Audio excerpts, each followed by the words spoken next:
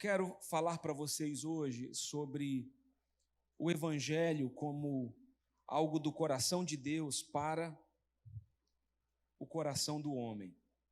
Não é? Quem estava em Belém ontem já me ouviu, então recebe graça aí para você me ouvir de novo.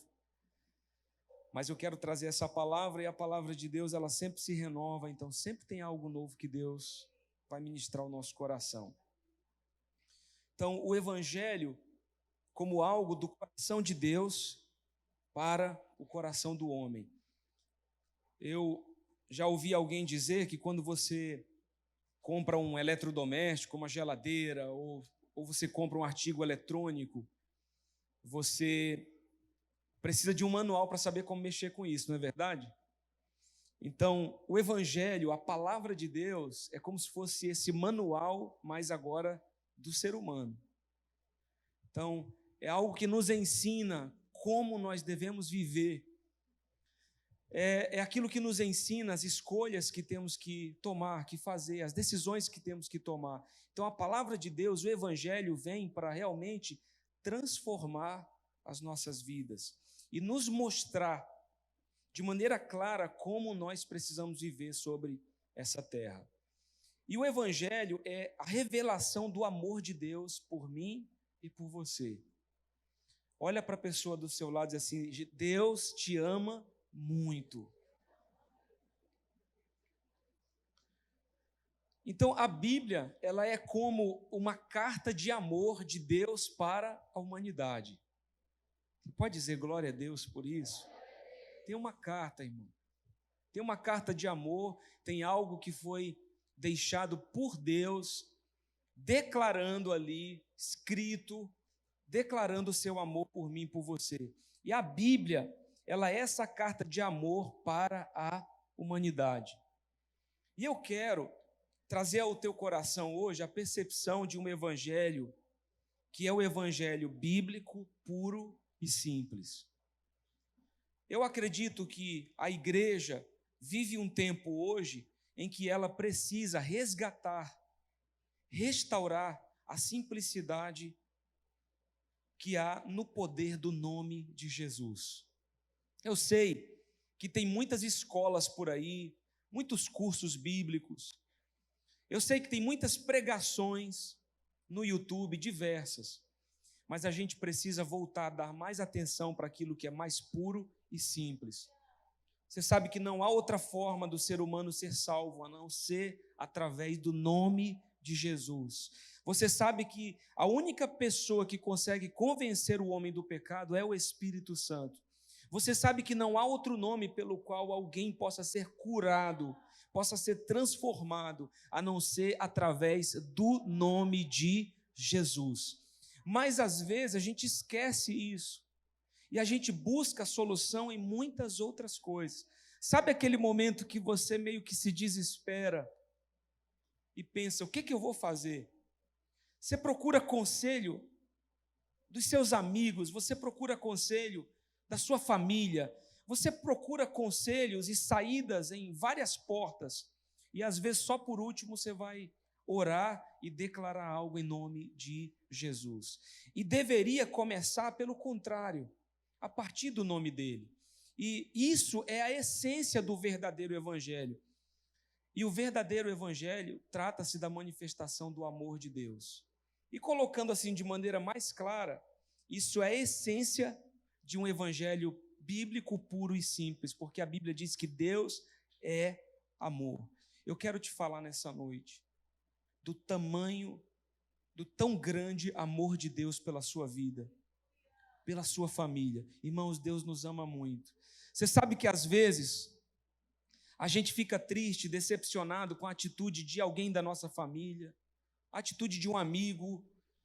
Alguém te decepcionou por causa de alguma coisa que ele fez. Eu fico imaginando Deus, que na verdade sabe aquilo que a gente está pensando, sabe aquilo que a gente vai falar, antes mesmo de falar, ele já sabe o que a gente vai dizer. Deus sabe tudo.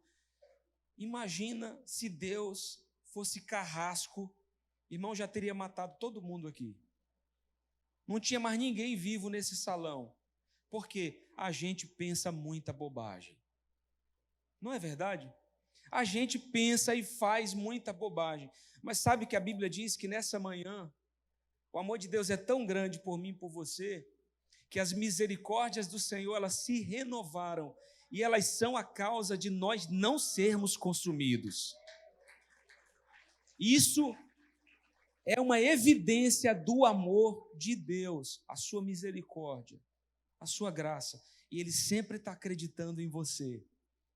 Ele sempre está te dando uma chance de mudar, Ele sempre está te dando uma chance de abraçar esse evangelho e de deixar a tua vida ser transformada. Porque a essência do evangelho é transformar o coração. Não é algo de fora para dentro, é algo que começa aqui dentro e tem uma evidência fora e abençoa vidas. E essa é a proposta do meu coração como pastor dessa igreja. Como pastor da igreja Adoração, a minha proposta é essa: um evangelho puro, simples, que transforma corações para que esses corações sejam um coração segundo o coração de Deus. Eu não sei você, mas eu quero ter um coração segundo o coração de Deus. Eu quero ouvir a voz de Deus, eu quero obedecer essa voz, eu quero respeitar o Senhor, temendo aquilo que é parte da sua vontade. Às vezes eu penso, e eu falo isso sempre para minha esposa, que eu, Heber Trigueiro, não me destaco em muita coisa.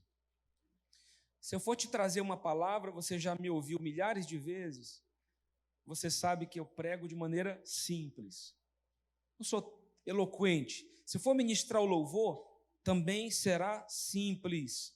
Aquilo que eu quero é a presença de Deus. Eu não tenho nada que me destaque, eu não sou famoso. Mas um dia eu estava no meio com os amigos em Brasília, e alguém ligou para um amigo meu, pastor Ricardo Vasconcelos, e ele disse assim: eu estou aqui com meu amigo, pastor Heber Trigueiro. Rapaz, esse homem é crente. Nós tínhamos ido ao cinema juntos, e ele me levou, não sei se um dia ele vai ver isso, ele me levou para assistir o filme do Drácula. 2 pastores assistindo o Drácula. Eu saí de lá triste, irmão, mas eu estava pesado. Pensa num filme pesado, chupando o sangue do pescoço dos outros, né? Você já sabe. Mas nesse não tinha isso não, era brincadeira. Mas aí a gente estava lá, saí do cinema, falei assim: pastor, onde é que o senhor me trouxe? Eu acabei de deixar minha unção lá dentro. Eu estou ruim aqui, eu estou oprimido. Aí ele disse assim: é mesmo? Pois se eu for agora para um culto eu prego, falo em línguas e profetizo. Eu falei: eu não sou assim não. Esse tipo de filme, olha, tira a minha unção, eu vou ter que ir para casa, me leva que eu preciso orar. Eu preciso ter um tempo. E ele ficou rindo. Mas eu estava falando a verdade, eu não gosto desse tipo de coisa, né? Fui ver Rambo. Poxa, foi muito pesado esse Rambo aí. Falei: não, Deus, esse não é mais tipo de filme para mim, não. Eu preciso ver outras coisas. Mas ele disse: olha, tu é crente de um jeito diferente, né?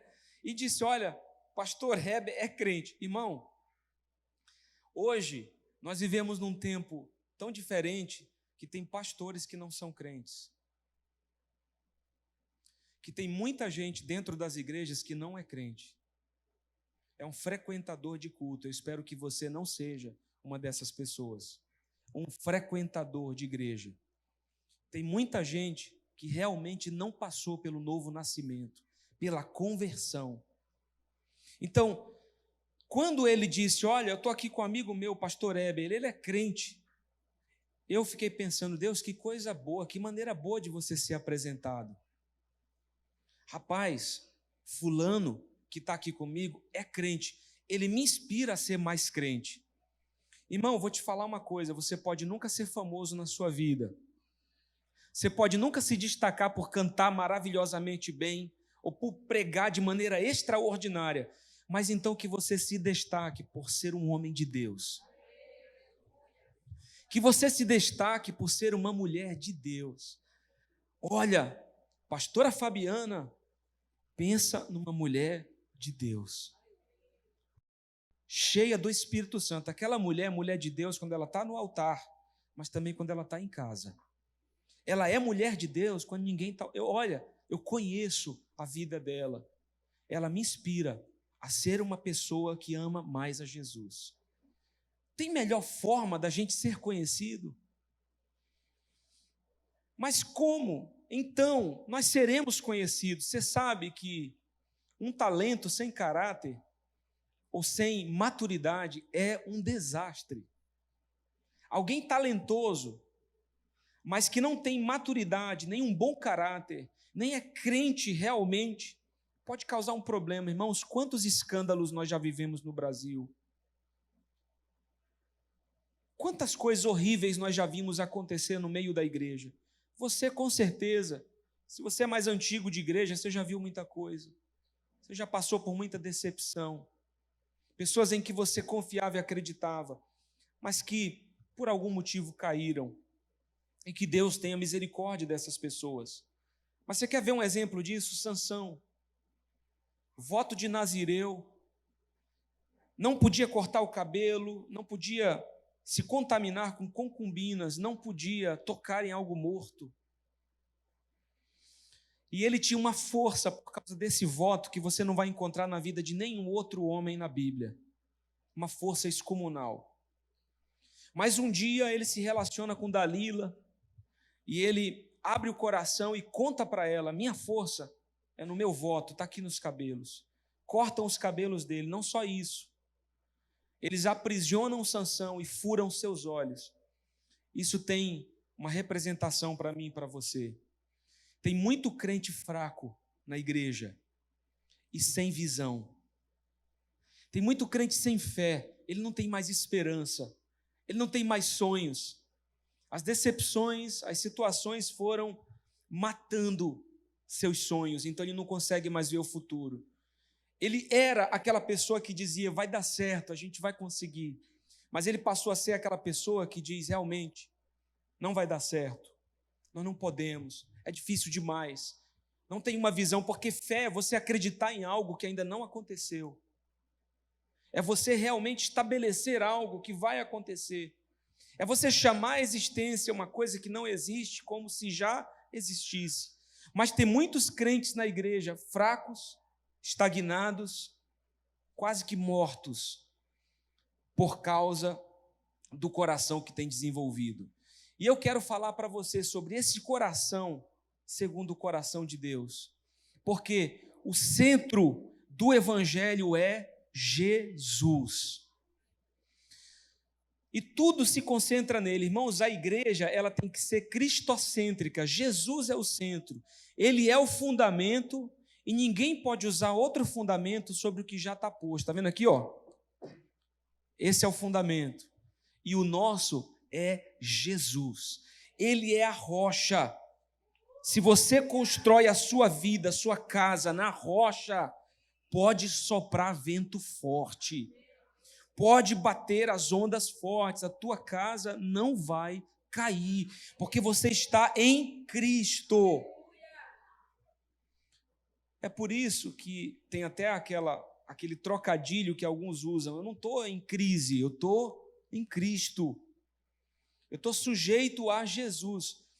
Agora, entendendo isso, a gente percebe, no entanto, que Jesus nunca nos obrigou a nada. E desde sempre tem tentado conquistar o nosso coração. Isso é o evangelho. Mas a escolha está nas nossas mãos. Você percebe que Deus, que nós o amamos, porque primeiro Ele nos amou. Porque primeiro Ele deu seu único filho. Então o nosso Deus é um Deus que deu antes de pedir qualquer coisa. Foi assim, por exemplo, com Adão e Eva, lá em Gênesis, capítulo 2, você pode ver no telão, versículo 16, a Bíblia diz: e o Senhor Deus lhe deu esta ordem: de toda árvore dos jardins comerás livremente. Sabe o que continua dizendo o texto? Só não coma daquela árvore lá do conhecimento do bem e do mal.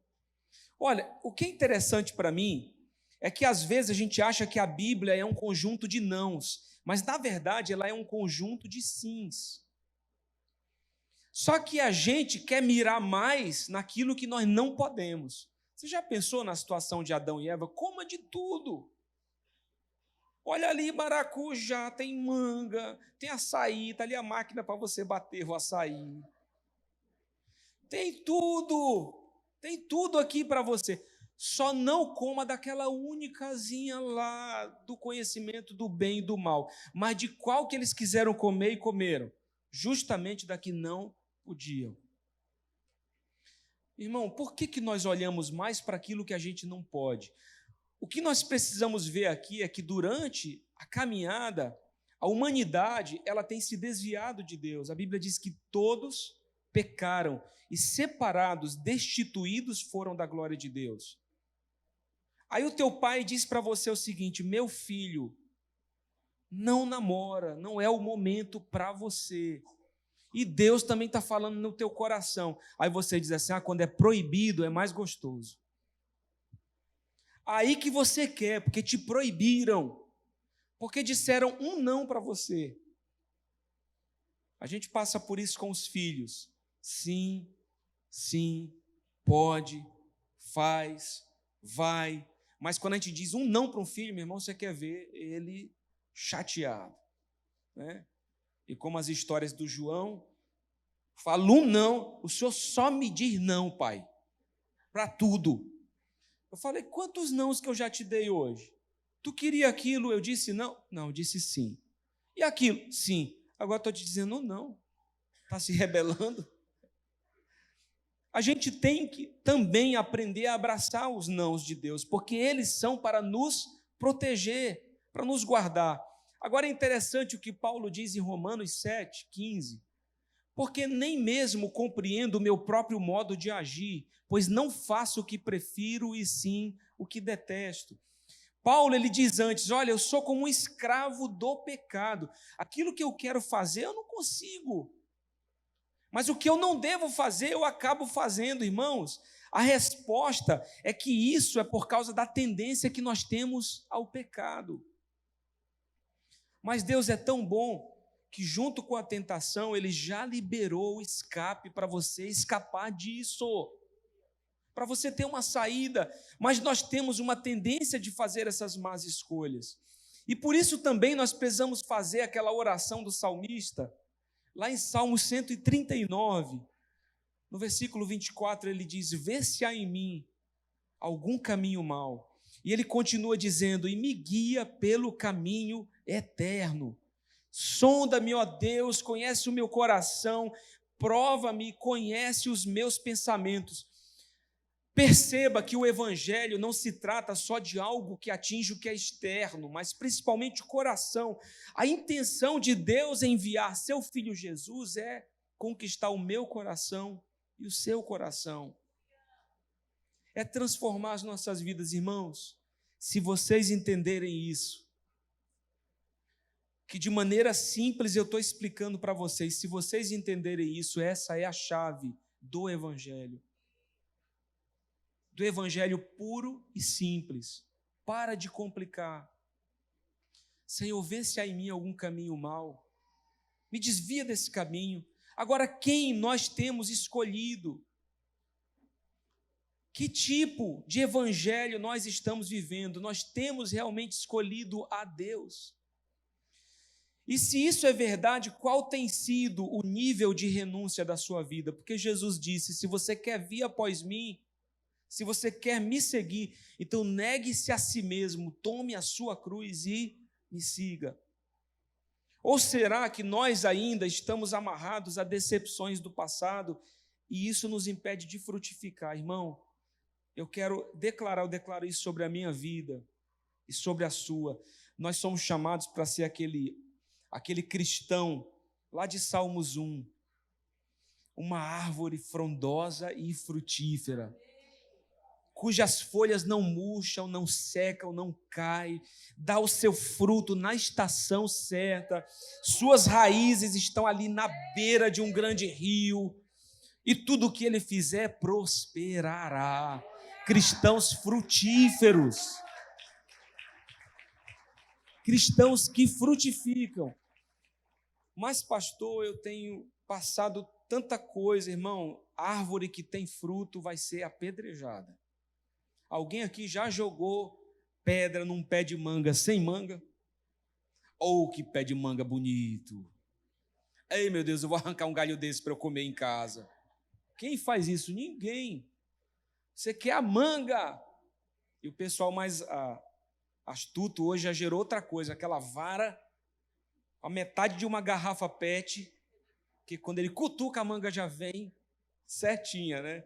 Então, irmão, se você está se destacando de alguma forma, se você está fazendo o que é correto, você tem que entender que as coisas contrárias, elas podem vir, mas você tem que resistir, irmão. O evangelho também é confrontador, ele também vem para sacudir a nossa estrutura, ele vem para transformar a nossa vida, e nem sempre isso é suave, às vezes é num vento impetuoso, irmão.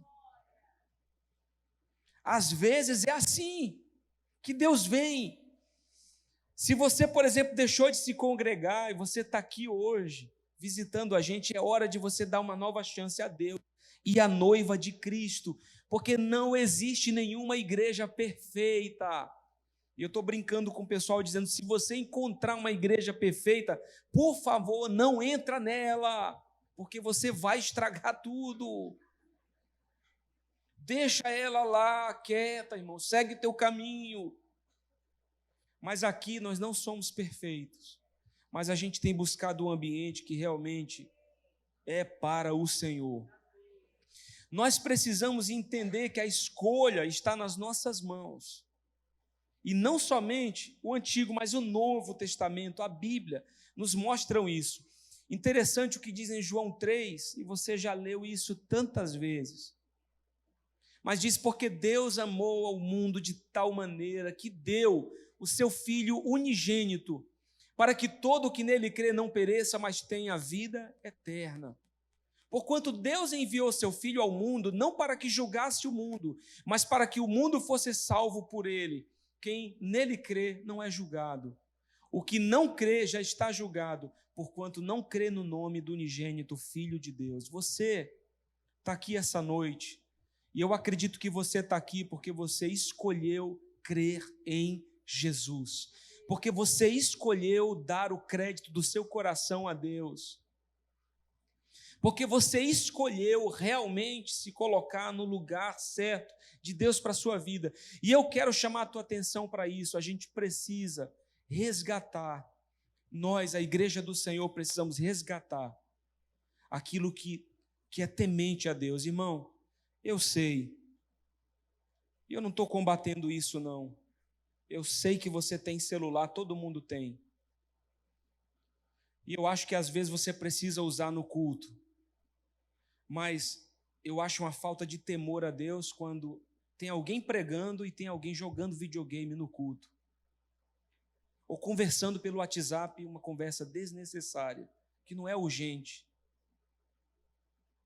Eu acho uma falta de temor a Deus quando as pessoas se levantam toda hora, sem propósito. Você não está apertado, você não está passando mal, mas você se levanta toda hora para sair e voltar. Antigamente, quando eu era criança, não faz muito tempo, meu irmão, se alguém se levantasse no culto, o pastor brigava, era no púlpito. Tu aí, irmão, está saindo por quê? Tem formiga na tua cadeira? Era assim ou não era? Era desse jeito. Ninguém saía chorando por causa disso. Ninguém se desviava, né? O pastor chamou minha atenção. Ninguém. O camarada voltava para o seu lugar. Perdão, pastor, desculpa. Mas hoje, por causa da modernidade, a gente tem que ser livre. Olha, eu não sou, ninguém é dono de ninguém. Agora então a gente foi para um outro rumo desequilibrado, que é o quê? Deixar de prestar atenção no que está sendo pregado, é ficar levantando sem propósito, é ficar conversando sem necessidade. A gente precisa entender, irmão, que nós não somos mais escravos do medo, nós somos livres, em Cristo somos livres, mas espera aí, não vale tudo, Não vale servir a Deus de qualquer forma, não vale qualquer estratégia, não vale. Jesus ainda é o mesmo, a palavra ainda é a mesma, não vale tudo não, irmão. Não é porque a gente está em 2019 que pode ter sexo sem ser casado, ainda não pode não, irmão. Não é porque a gente está num tempo em que as leis estão sendo legalizadas para casamento homossexual que a Bíblia autorizou. Não autorizou não, meu irmão. A Bíblia ainda condena esse tipo de prática. A Bíblia continua chamando isso de fornicação. E ela diz que isso leva ao inferno. Você tem que entender que a nossa Bíblia é a mesma de quando você era criança. E ela já existia antes de você nascer. Mas a gente está querendo, e alguns estão até reescrevendo a Bíblia, tirando os textos que condenam o seu pecado, para ter uma Bíblia que se adequa à sua vida. Irmão, não é assim. O Evangelho não é algo que se adequa a você, é você que se adequa ao Evangelho. É você que tem que se submeter à voz de Deus. Não é o contrário, irmão. O soberano aqui não sou eu nem você. O soberano aqui é Jesus. É Ele que manda, meu irmão. É Jesus que manda. Não somos nós. E nós precisamos entender isso. Agora, claro, Ele nos dotou de uma coisa chamada livre-arbítrio. Deus não criou robôs. Quando Deus nos criou, Ele nos deu livre-arbítrio, um poder de escolha. Amar é uma decisão. E sem livre-arbítrio, nós não poderíamos amar por escolha própria. Cada pessoa pode escolher amar ou não a Deus, obedecer ou não a Deus, é uma escolha sua. Mas ele continua dizendo, e está escrito lá em Isaías 1,19: se quiserdes e me ouvirdes, comereis o melhor desta terra. Ele continua dizendo lá em Deuteronômio 11: eis que hoje eu ponho diante de vós a bênção e a maldição. A bênção, quando cumprides os mandamentos do vosso Deus, que hoje vos mando, porém a maldição, se não cumprides os mandamentos do Senhor vosso Deus. Ele continua dizendo lá em João 15:14: vós sois meus amigos, se fazeis o que eu vos mando. Você está entendendo que Deus aqui não está te dando uma ordem, mas Ele está dizendo assim: se você é meu amigo, o que é importante para mim é importante para você. E eu conto a mesma história que os irmãos já ouviram, que minha esposa ama maniçoba, irmão. Ama maniçoba. E aí veio a irmã Meire aqui para a igreja, e segundo a minha esposa, a melhor maniçoba que ela já comeu na vida. Aí a irmã Meire ainda traz aquilo numa vasilha. E para mim, o que é que acontece com a maniçoba? Para não dizer que é um cheiro muito ruim, eu vou dizer que é um cheiro estranho. E eu moro em apartamento, então quando esquenta aquilo, você não consegue se esconder, irmão, fugir. Só tiver uma máscara. E não é só isso, a maniçoba ela tem uma aparência esquisita. Não parece que você pegou aquele prato num curral?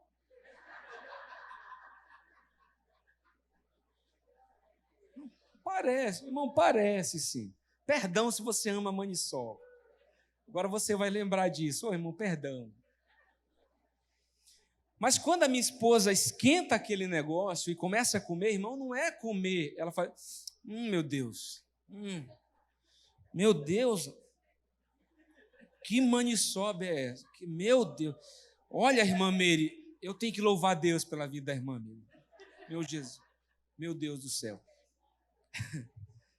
Irmão, eu tenho que aceitar, por quê? Porque eu amo a minha esposa. Se a maniçoba é importante para ela, eu vou ter que aguentar o negócio.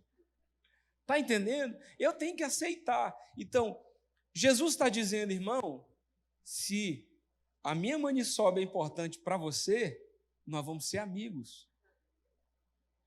E olha o que ele diz mais na frente: eu vos tenho chamado amigos.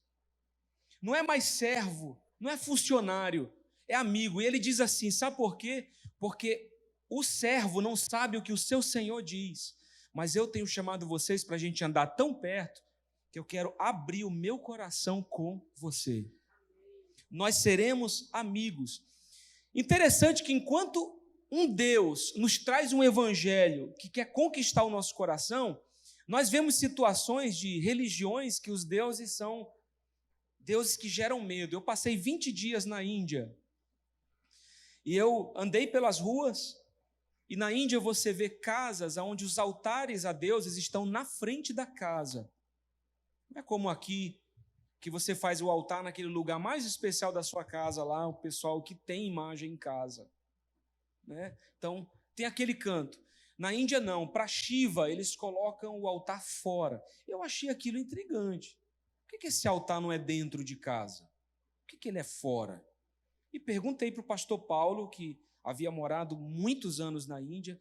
Ele disse, não, Shiva é conhecido como Deus da destruição.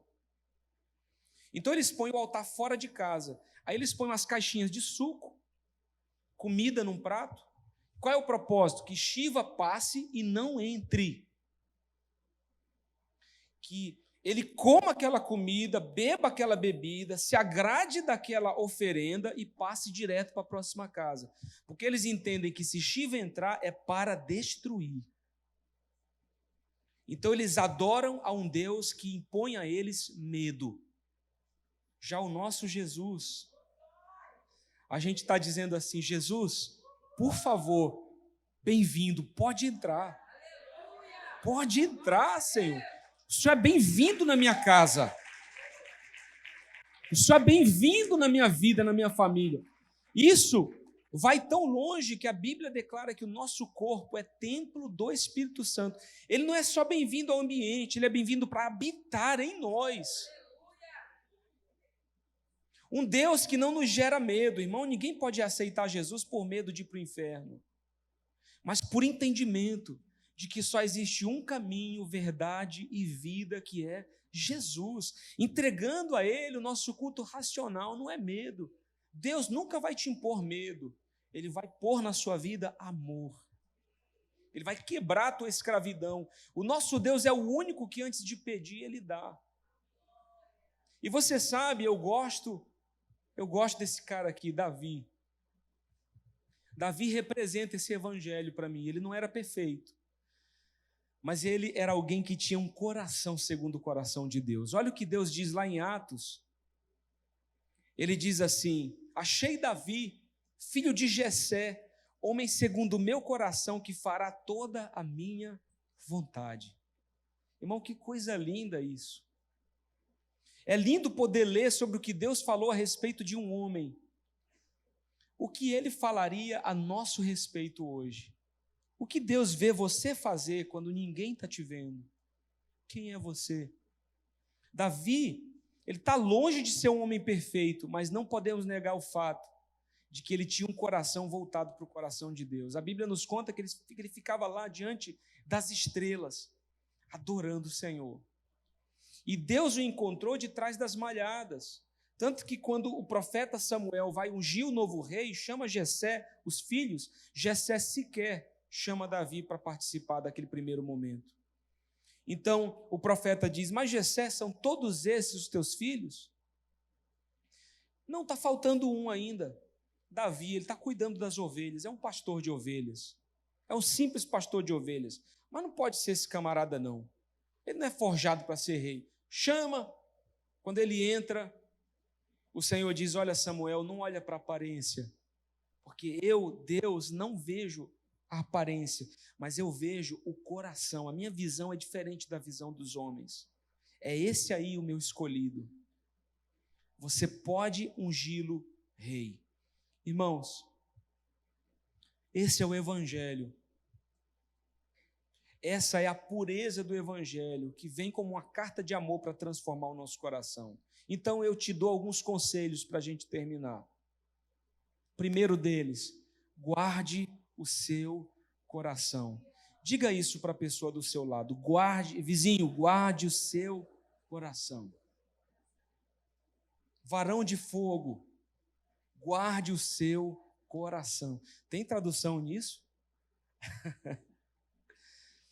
A Bíblia diz em Provérbios 4:23, sobretudo, irmão, quem já foi em lugar muito frio como eu, -5, -10, você veste um monte de roupa, depois você põe um casaco bem grande que cobre do teu pescoço até abaixo do joelho, sobretudo.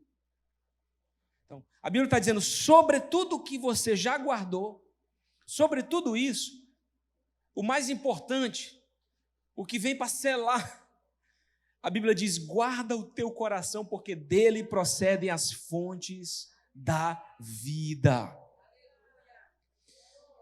Nunca houve um tempo, pelo menos não que eu me lembre, talvez seja por causa da minha visão hoje, do lugar que eu estou como pastor, mas eu não me lembro de um tempo em que o diabo tenha agido tanto para destruir corações e mentes. A humanidade nunca sofreu tanto na sua alma como nos dias de hoje. E esses dias, ouvindo uma pregação, esse pastor disse assim, não desiste de lutar que o diabo cansa. Irmão, não cansa não. Eu achei aquilo totalmente sem noção. Irmão, o diabo não cansa. Agora, um dia ele vai ser parado. E ele vai ser lançado no lago de fogo e enxofre junto com os seus demônios. Ele vai ser completamente parado por Deus. Mas cansar, não cansa não. Agora a Bíblia diz, resistir ao diabo e ele fugirá de vós. Isso sim é bíblico. Pode aplaudir Jesus, meu irmão. Com vontade. Mas muitas vezes, decepção, frustração, mágoa, tristeza, angústia, ansiedade, o diabo tem usado isso para nos parar. Hoje pela manhã, nós tivemos também aqui um culto assim, muito poderoso, e eu não sou de ter muitas visões, mas hoje eu tive uma visão de manhã muito clara. Você que já foi naqueles igarapés, assim, de água bem cristalina, a gente tem muitos aqui no Pará. O Pará é bonito, irmão. Não é verdade? Ô terra bonita. Aí você vai nesses igarapés bem clarinhos e você vê, às vezes, aquelas fontes de água lá no fundo do rio e fica aquela areia borbulhando, irmão Costa. Sabe como é? Aquela areiazinha assim.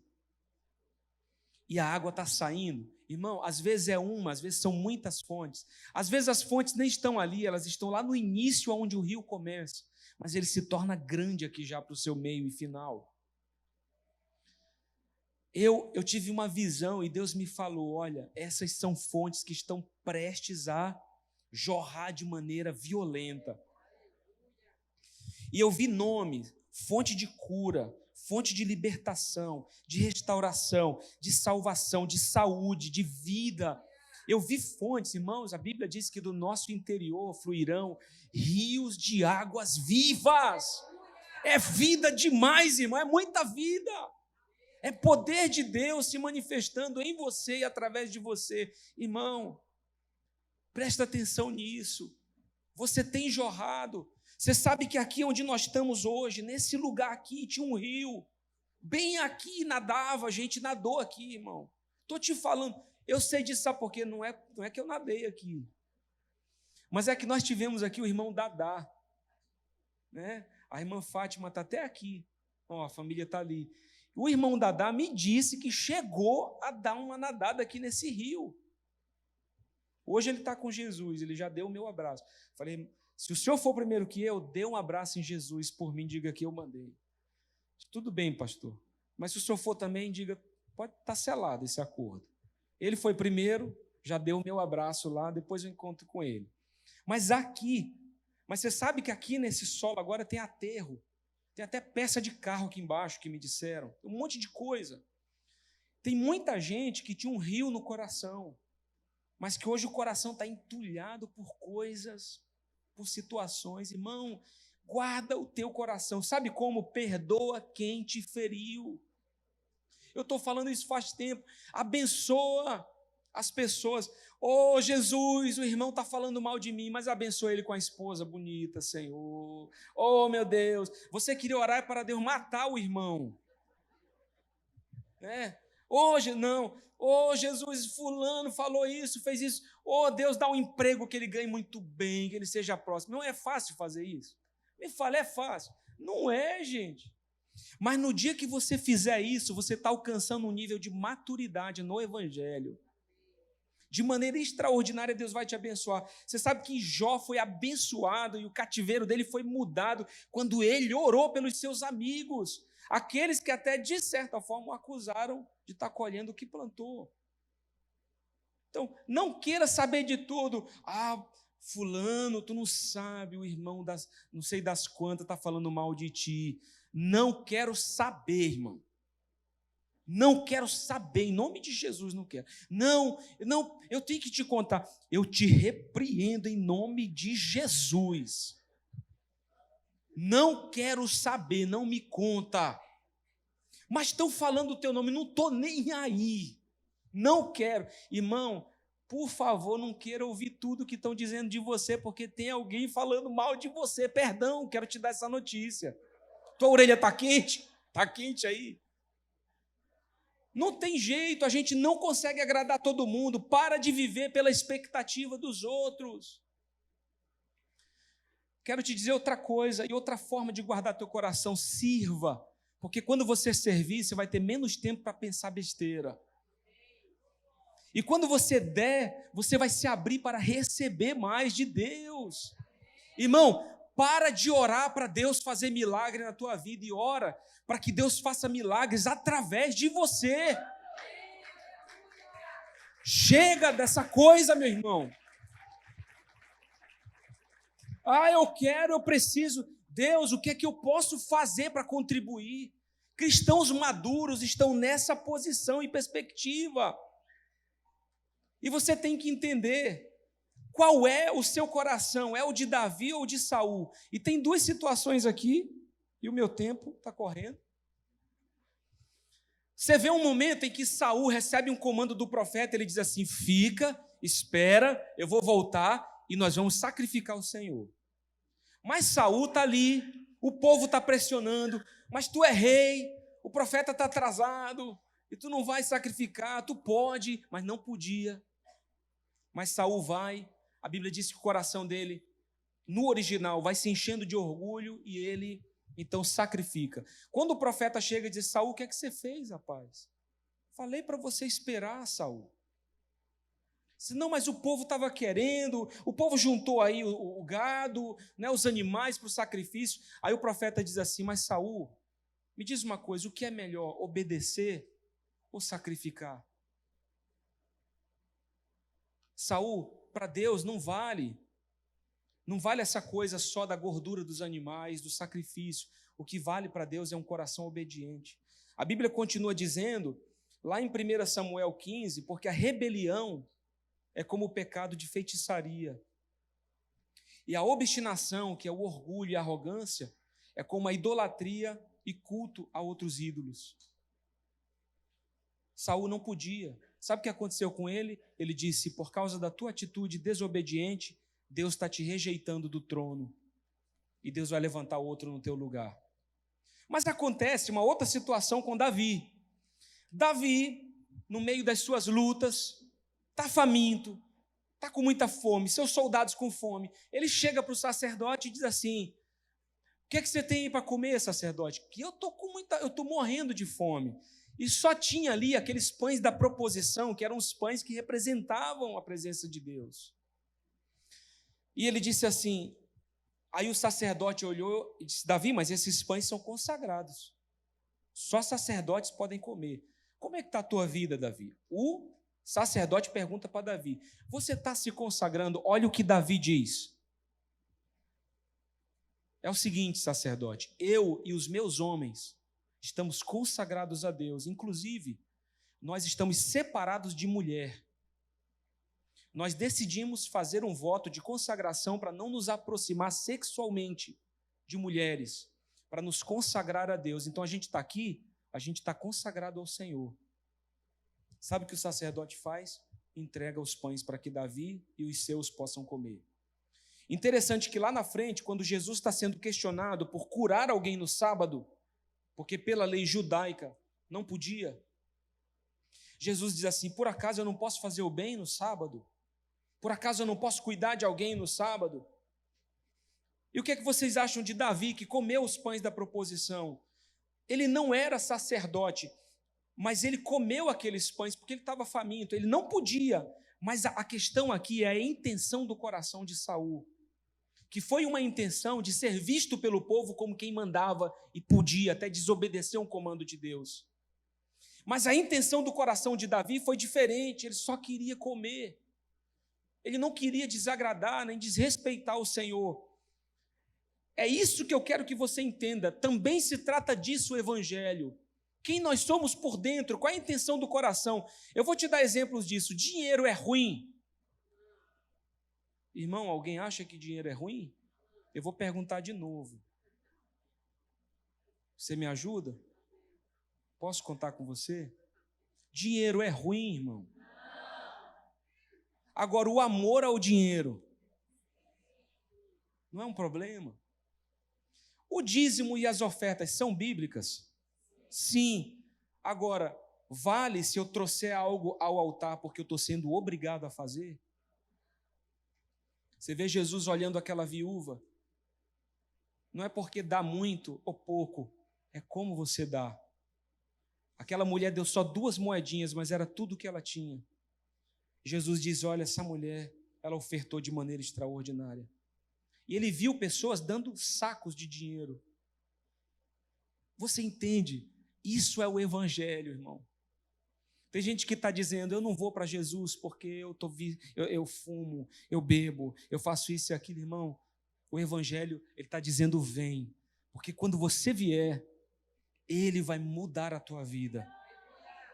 Vem como você está, mas você não vai continuar assim. E isso é interessante porque você encontra na Bíblia, olha como o Evangelho é tremendo. Na genealogia de Jesus você encontra uma prostituta chamada Raabe, como alguém que antecedeu a vinda de Cristo. Você sabe que Raabe, ela escondeu 2 espias quando Josué envia aqueles espias para dar uma olhada em Jericó. Interessante, porque o rei de Jericó chama Raabe e diz assim: olha, eu sei que entraram 2 espiões aqui, você sabe onde ele foi, onde eles estão? E Raabe dá uma resposta desencontrada: sei não. Eu acho que eles foram para cá, mas ela tinha escondido eles para cá, para bem exemplificar isso para você. Por causa disso, ela chega diante daqueles e diz assim: olha, eu vou esconder vocês. Sabe por que eu vou esconder vocês? Porque eu sei que Deus, o Todo-Poderoso, está na vida de vocês. O povo aqui de Jericó está aterrorizado, porque soube que o povo de Israel estava chegando. E nós sabemos que o Deus de vocês é um Deus que não perde, não, é vitorioso. Então, por favor, me salva, salva meu pai, salva minha família, salva aqueles que eu amo. E eles fizeram um voto com Raabe: se você fizer isso, esse sinal, era um lenço na janela, não é? Vermelho. Então, nós vamos saber que esse voto está valendo e vamos te resgatar. Raabe, irmãos, por favor, escuta isso direito. Meu Jesus, me ajuda. Oh, meu Jesus. Irmão, Raabe mentiu para proteger os espias. Agora, não vai sair daqui dizendo que eu te falei que você pode mentir. Porque se tu tiver com essa mentalidade, já está pecando, irmão. Em nome de Jesus. Você encontra as parteiras de Moisés, que Faraó disse para elas: olha, toda criança que nascer menino, vocês têm que matar. Só que as parteiras não fizeram isso. Quando o menino nascia, elas mantinham vivo. Moisés nasceu numa dessa. E depois se tornou o libertador do Egito. Só que, na verdade, as parteiras disseram o seguinte: Senhor, a questão é essa, as hebreias são muito fortes. Quando a gente chega para fazer o parto, o menino já nasceu, está lá em pezinho.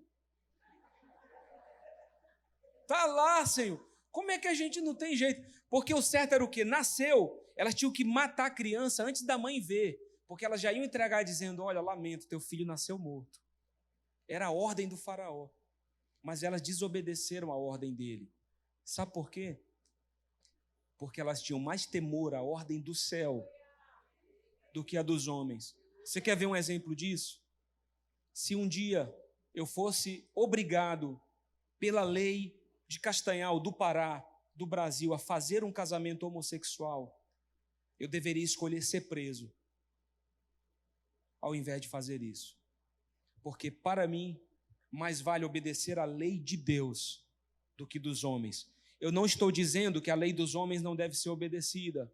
Eu sou um bom cidadão. Minha esposa é uma boa cidadã. Mas se eu tivesse que fazer uma escolha, e essas pessoas fizeram, a intenção do coração delas foi agradar a Deus. Você consegue entender isso? Seu coração está posicionado no lugar certo para ser achado por Deus. Deus está falando que procura verdadeiros adoradores que o adorem em espírito e em verdade. E a verdadeira adoração tem que fluir do coração. Eu não quero ser como esse povo de Isaías 29:13. Ele diz: olha, esse povo me busca com os lábios. Ah, eu te amo, Senhor, tu és bom, tu és maravilhoso, mas o seu coração está longe de mim. E a sua adoração consiste só em meras palavras. Não, eu quero ter vida de Deus em mim. E eu termino te falando de um dos textos que mais me emociona na Bíblia. Há um momento que Deus decide distribuir os bens às 12 tribos de Israel. Ele diz: vamos fazer isso. Vamos compartilhar aquilo que foi conquistado, as terras. Mas quando chega numa tribo chamada tribo de Levi, Deus diz assim, está lá em Números 18:20, disse também o Senhor a Arão: na sua terra herança nenhuma terás, e no meio deles nenhuma porção terás. E Deus diz uma das coisas que eu acho que é mais bonita na Bíblia. Ele diz: eu sou a tua porção e a tua herança no meio dos filhos de Israel. Irmão, o que é que você escolheria hoje? Você escolheria ter uma casa linda ou você escolheria Jesus? Você escolheria ter um carro maravilhoso?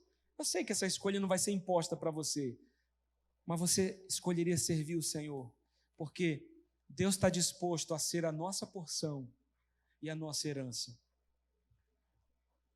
O meu propósito com a palavra de hoje é ministrar o teu coração para que você viva um evangelho puro e simples. Não vem para Jesus só porque você espera ganhar alguma coisa com isso. Não vem para Jesus porque você quer que Ele te dê alguma coisa, mas vem para Jesus porque Ele é Jesus. Vem para Jesus porque só Ele pode te salvar, só Ele pode transformar a tua vida e a tua família. Vem para Jesus porque vida plena, abundante e vida livre só Jesus pode dar, no sentido do que dizem Gálatas 5:1, que foi para a liberdade que Cristo nos libertou. Portanto, permaneçam livres e não se deixem submeter novamente a um jugo de escravidão. Fica de pé, por favor.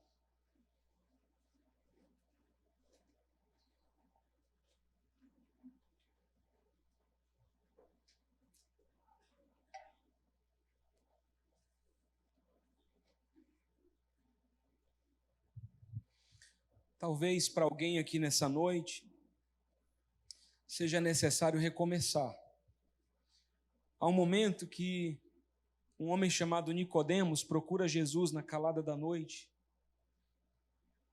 e diz assim: olha, Senhor, eu sou mestre em Israel, eu ensino, sou respeitado no meio do meu povo, mas isso que o Senhor tem, eu preciso. Nicodemos viu essa vida em Jesus. E Jesus disse para ele: tudo bem, Nicodemos, mas você só vai ter isso se você nascer de novo. Mas, Senhor, como que eu posso nascer? Como que eu posso voltar de novo ao ventre da minha mãe? E Jesus disse: Nicodemos, eu não estou falando desse nascimento, você voltar a ser bebê. Eu estou te falando de nascer de novo da água e do Espírito. Eu estou te falando de você como você é agora, fisicamente, mas converter o teu coração.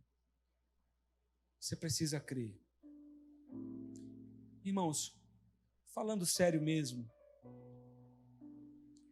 quantos de nós que estamos aqui essa noite somos crentes de verdade? Quantos? Quantos de vocês, quando saírem por aquela porta na segunda-feira, vão testemunhar desse evangelho? Mas quantos de vocês, quando estão zangados, perdem totalmente a compostura de um cristão, xingam até os filhos, a esposa, o marido, a família?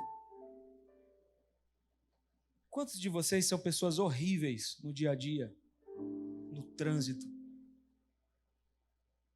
Quantos de vocês são maridos horríveis,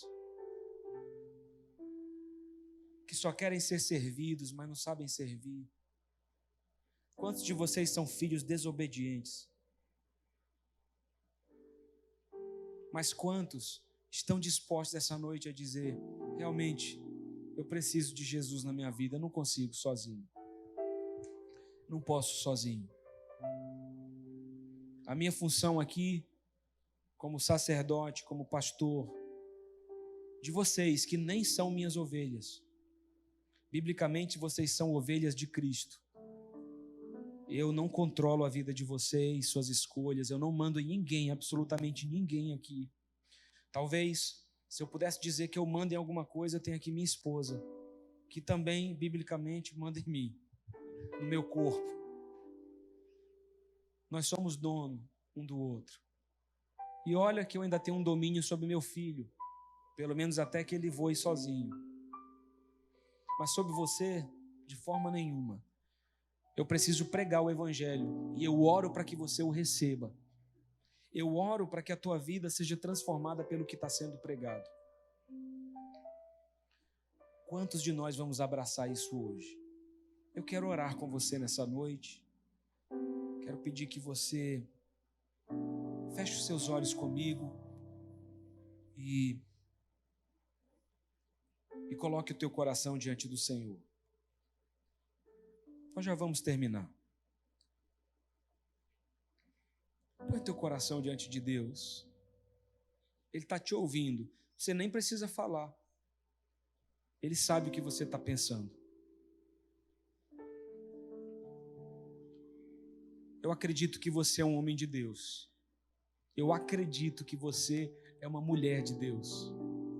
E que você vai tomar as escolhas certas. Eu acredito em você, no seu coração, que você deseja lá no fundo fazer aquilo que é bom, que é correto, diante do Senhor. E o Espírito Santo está aqui hoje para respaldar a nossa decisão. Talvez você precisa dizer hoje: Senhor, eu estou há muitos anos na igreja, mas tem tanta coisa ainda para mudar. Eu tenho um temperamento forte, eu sou muito agressivo, eu faço coisas que são mesmo fruto de pecado, são obras da carne. Mas você pode dizer essa noite: Pai, na tua presença eu quero mudar, eu quero mudar, eu quero me converter, eu quero que o evangelho transforme a minha vida, eu quero que o evangelho transforme a minha história, o meu casamento, a minha família. Eu quero que o teu evangelho entre na minha vida, Senhor, e mude tudo. Chega, Senhor. Nós estamos aqui para dizer isso. Chega de um evangelho de aparências. Chega de um cristianismo que não é o cristianismo bíblico. Chega desse evangelho de baixo nível. Sela nos nossos corações um novo tempo que começa hoje. Ajuda-nos, Senhor, porque nós queremos viver esse cristianismo bíblico, puro e simples. Nós queremos viver esse evangelho verdadeiro, autêntico, cuja intenção do nosso coração é agradar, é louvar, é honrar o Senhor. Nós queremos andar como pessoas que temem ao Senhor. Se comemos, se bebemos ou fazemos qualquer outra coisa, Queremos fazer isso para a tua glória. Oh Jesus, porque o Senhor é digno. Não havia ninguém digno de morrer na cruz do Calvário como o Cordeiro de Deus. Só o Senhor podia fazer isso. E que esse evangelho, Senhor, faça parte das nossas vidas. Eu estou aqui orando, pedindo que a nossa vida não seja só de aparência, mas seja uma vida transformada de dentro para fora. Porque quando a trombeta ressoar, e quando o Senhor Jesus vier nas nuvens, nós queremos ser arrebatados, levados. Se eu não estiver aqui, Senhor, eu sei que eu serei ressuscitado e levado aos céus. Eu vou me encontrar contigo, Senhor, naquele dia eu vou te encontrar face a face.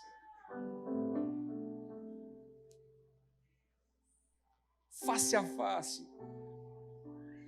E eu quero ouvir o teu convite me chamando para morar eternamente contigo. Mas enquanto eu estou aqui nessa terra, Senhor, me ajuda a ser um cristão de bom testemunho, a ser um cristão frutífero, que evangeliza, que abençoa, que realmente vai intervir na vida dos outros, na verdade, influenciar os outros a amar o Senhor. Eu oro por mim, eu oro pelos meus irmãos. Sozinhos nós não podemos, mas em Ti nós podemos, Senhor. Em Jesus nós podemos.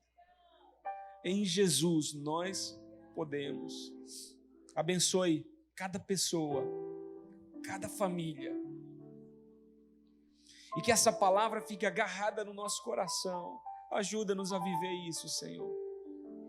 Se tem alguém aqui que foi tão decepcionado, um coração ainda entulhado, Pai, eu oro para que essa fonte jorre.